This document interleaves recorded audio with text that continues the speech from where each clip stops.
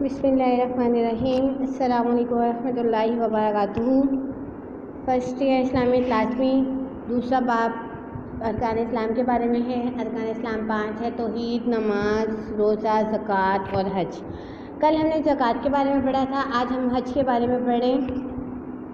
ارکان اسلام میں جو ہے وہ حج کی اہمیت بہت زیادہ ہے، ٹھیک ہے۔ پہلے ہم حج کے لغوی اور اصطلاحی معنی دیکھتے ہیں کہ حج کے لغوی معنی ہے کسی جگہ کی زیارت کا ارادہ کرنا، حج کہلاتا ہے کسی جگہ کی زیارت کا ارادہ کرنا، ٹھیک ہے، یہ لغوی معنی تھا۔ اصطلاحی تعریف ہے کہ ایسی بدنی اور مالی عبادت جو ہر صاحب حیثیت بالغ عاقل صحت مند مسلمان پر 8 تا 12 ذی الحج تک خاص آداب و شرائط سے سنت رسول صلی اللہ علیہ وسلم کے مطابق بیت اللہ کی زیارت اور تمام مناسک پورے کرنے کا نام ہے، ٹھیک ہے۔ عام دنوں میں جو بیت اللہ کی زیارت کی جاتی ہے اور مناسک ادا کیے جاتے ہیں اسے کیا کہا جاتا ہے؟ اسے عمرہ کہا جاتا ہے۔ حج کی فرضیت: حج 9 ہجری میں فرض ہوا تھا۔ آپ صلی اللہ علیہ وسلم نے 10 ہجری میں پہلا اور آخری حج ادا فرمایا، جس میں تقریباً 1,40,000 صحابہ کرام آپ صلی اللہ علیہ وسلم کے ساتھ تھے۔ اس موقع پر آپ صلی اللہ علیہ وسلم نے اسلامی تعلیمات کے خلاصے پر مبنی خطبہ حجۃ الوداع ارشاد فرمایا۔ تکمیل دین کا اعلان بھی اسی موقع پر کیا گیا۔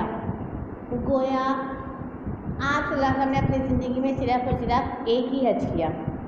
حج کی فرضیت کے بارے میں جو ہے وہ قرآن پاک میں ارشاد ہے: وَلِلَّهِ عَلَى النَّاسِ حِجُّ الْبَيْتِ مَنِ اسْتَطَاعَ إِلَيْهِ سَبِيلًا، اور لوگوں پر ان کی خوشنودی، اللہ کی خوشنودی کے لیے فرض ہے کہ جو بھی اس کی راہ میں قدرت رکھتا ہو بیت اللہ کا حج کرے۔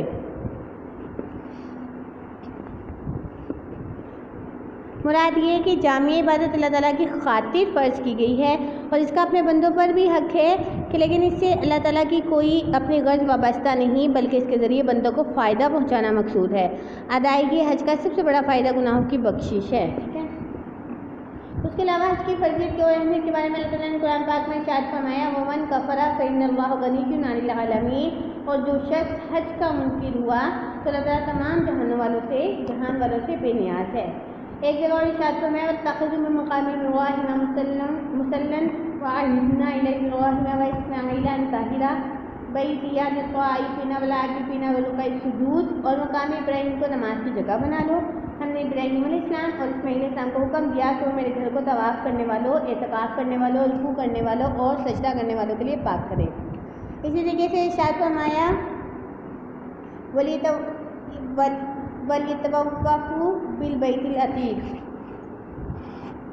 اور ان کو چاہیے کہ اس قدیم گھر کی کیا کریں؟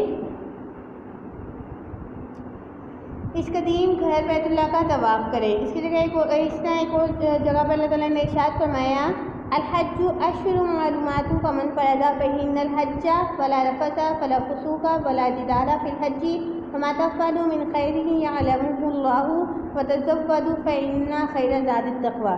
حج کے مہینے معلوم مہینے ہیں، تو جو شخص ان مہینوں میں حج کی ٹھان لے تو حج کے دوران نہ تو کوئی شہوت کی بات، نہ ہی نافرمانی اور نہ ہی لڑائی جھگڑا درست ہے، اور تم نیکی کا جو بھی کام کرو گے اللہ کو معلوم ہوگا، اور حج کے لیے زیادہ راہ لے دیا کرو اور بہترین زیادہ راہ تقویٰ ہے۔ اسی لیے اللہ تعالیٰ نے ارشاد فرمایا: وَأَتِمُّوا الْحَجَّ وَالْعُمْرَةَ لِلَّهِ، حج اور عمرہ اللہ تعالیٰ کے لیے مکمل کرو۔ حدیث کی روشنی میں حج کی فرضیت اہمیت کے بارے میں ارشاد فرمایا گیا ہے: لوگوں تم پر حج فرض کیا گیا ہے، بس تم حج کرو۔ بغیر حج کے موت ایک حدیث میں آتا ہے جس سے کسی بات کی ضرورت نہیں ہے، کسی ظالم حکمران نے یا کسی بیماری نے نہ روک رکھا ہو، اس کے باوجود وہ حج نہ کرے تو چاہے وہ یہودی مرے یا نصرانی مرے۔ مقبول حج کی جزا: آپ صلی اللہ علیہ وسلم نے فرمایا، ترجمہ ہے کہ ایک مقبول حج کا بدلہ جنت کے سوا اور کچھ نہیں۔ قبولیت دعا: ارشاد نبی صلی اللہ علیہ وسلم ہے: حج اور عمرہ کرنے والے خدا کے مہمان ہوتے ہیں اور اپنے خدا سے جو دعا کرتے ہیں وہ قبول کرتا ہے، اور اگر وہ اس سے مغفرت چاہے تو وہ ان کی مغفرت فرمائے گا۔ گناہوں کی مغفرت: ارشاد نبی صلی اللہ علیہ وسلم ہے: من حج للہ فلم یرفث ولم یفسق رجع کیوم ولدتہ امہ، جس نے بیت اللہ کا حج اللہ کے لیے کیا اور اس دوران نہ تو کوئی شہوت کی بات کی، نہ ہی اللہ کی نافرمانی کی، تو ویسا ہو گیا جیسا اس دن تھا جب ماں کی کوکھ سے جنم لیا تھا۔ اسی طرح ایک اور حدیث میں ارشاد ہے کہ بے شک حج پہلے کے سارے گناہ گرا دیتا ہے۔ نبی کریم صلی اللہ علیہ وسلم کا ارشاد ہے: من حج البیت فقضى مناسکہ وسلم المسلمون من لسانہ ویدہ غفر له ما تقدم من ذنبہ۔ جس نے بیت اللہ کا حج کیا، اس کے مناسب پورے ادا کیے اور مسلمان اس کی زبان ہاتھ سے محفوظ رہے، اس کے پچھلے گناہ معاف کر دیے گئے۔ حضرت عمر رضی اللہ تعالیٰ عنہ کا فرمان ہے کہ آپ رضی اللہ تعالیٰ عنہ فرماتے ہیں، جو قدرت رکھنے کے باوجود بھی حج نہیں کرتے، میرا جی چاہتا ہے ان پہ جزیہ لگا دوں کیونکہ وہ مسلمان نہیں۔ اور ایک اور جگہ فرمایا حج کا سامان تیار رکھو، یہ بھی ایک جہاد ہے۔ مناسک حج، حج کے آداب و رسوم کو مناسک کہا جاتا ہے، وہ امور و اعمال جو دوران حج سر انجام دیے جاتے ہیں مناسک حج کہلاتے ہیں۔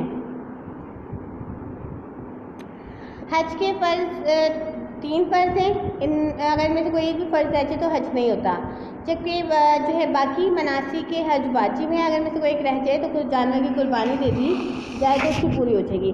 دیکھیں فرائض ہیں، نمبر 1 وقوف عرفات، صرف حج کی 9 تاریخ کو میدان عرفات میں حاضر ہونا حج کا رکن اعظم کہلاتا ہے۔ حجاج کرام یہاں پر خطبہ سنتے ہیں، اللہ سے گناہوں کی بخشش کی دعا مانگی جاتی ہے، ظہر اور عصر کی نمازیں اکٹھی پڑھی جاتی ہیں اور مغرب کے وقت یہاں سے روانہ ہوتے ہیں۔ دوسرا فرض ہے احرام، احرام باندھنا فرض ہے، مردوں کے لیے 2 انسلی چادریں اور عورتوں کے لیے ان کا لباس ہی احرام ہے۔ مرد اپنا سر اور چہرہ نہیں ڈھانپ سکتے، جبکہ عورتوں کے لیے چہرے کے علاوہ باقی تمام جسم ڈھانپنا ضروری ہے۔ تیسرا جو فرض ہے وہ ہے طواف، حج و عمرے کے درمیان بیت اللہ کے گرد 7 چکر لگانے کے عمل کو طواف کہتے ہیں اور اس کی 3 اقسام ہیں۔ طواف قدوم، مکہ معظمہ پہنچنے کے بعد بیت اللہ شریف کی زیارت کرتے ہی بیت اللہ کا جو طواف کیا جاتا ہے اسے طواف قدوم کہتے ہیں۔ طواف زیارت مینا سے آ کر 10 یا 11 ذی الحجہ کو طواف زیارت کیا جاتا ہے اور یہ فرض کے درجے میں آتا ہے۔ اور طواف وداع، مدینہ منورہ جانے سے پہلے بیت اللہ کا طواف کرتے ہیں جسے طواف وداع کہتے ہیں۔ اس کے علاوہ جو واجبات ہیں ان میں ہے نمبر 1 تلبیہ، لبیک اللہم لبیک کو تلبیہ کہا جاتا ہے، جو احرام باندھنے کے بعد کثرت سے پڑھا جاتا ہے۔ احرام باندھنے کے بعد یہ حاجیوں کا ایک قسم کا ترانہ ہوتا ہے۔ استعلام، بیت اللہ کے گرد طواف کرتے وقت ہر چکر میں حجر اسود کو چومنا استعلام کہلاتا ہے۔ اگر ہر چکر میں حجر اسود تک پہنچنے کا موقع نہ ملے تو اشارہ ہی کافی ہے۔ مقام ابراہیم پر نماز، طواف سے فارغ ہونے کے بعد مقام ابراہیم یا اس کے آس پاس کھڑے ہو کر 2 رکعت نماز ادا کی جاتی ہے۔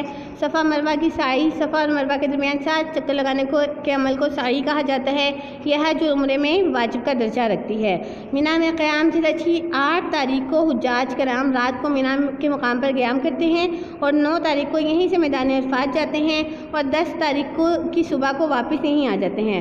قربانی بھی مینا کے مقام پر کی جاتی ہے، رمی بھی یہاں پر کی جاتی ہے، 3 دن یہاں پر قیام کیا جاتا ہے۔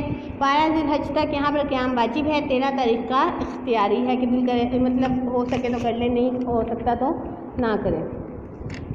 میقات، حدود حرم کو میقات کہتے ہیں۔ حج اور عمرہ کرنے والوں کے لیے لازم ہے کہ جو میقات تک پہنچے تو حدود حرم میں داخل ہونے سے پہلے احرام باندھے۔ مزدلفہ میں قیام، میدان عرفات سے واپسی پر 10 تاریخ کی شب مزدلفہ میں بسر کی جاتی ہیں اور مغرب اور عشاء کی نمازیں ملا کر پڑھی جاتی ہیں۔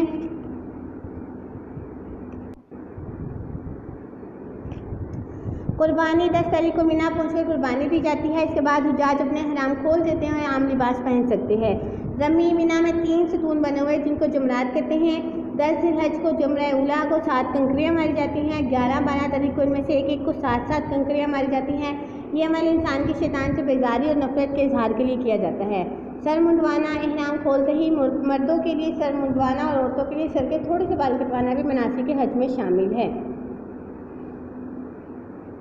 حج کی انفرادی اور اجتماعی فوائد جو ہے وہ ہم انشاءاللہ کل پڑھیں گے۔ السلام علیکم ورحمۃ اللہ وبرکاتہ۔